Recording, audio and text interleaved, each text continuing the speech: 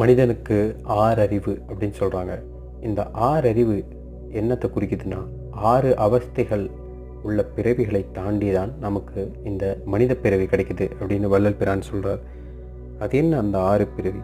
இந்த 6 பிறவி என்னங்கிறத நம்ம விரிவாக பார்க்கலாம். 6 பிறவிகள்ங்கிறது நம்ம சொல்லக்கூடிய அந்த 84 லட்சம் பிறவிகளில் வகுப்பு அப்படின்னு சொல்லலாம்.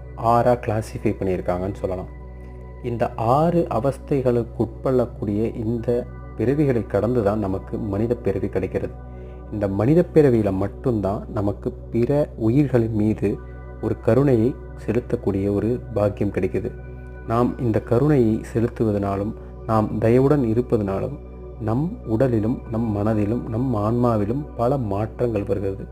இந்த மாற்றத்தை உணர்வு ரீதியாகவும் உள்ள ரீதியாகவும் செய்து நிரூபித்து காண்பித்து தான் கடவுளாக மாறியிருக்கிறார்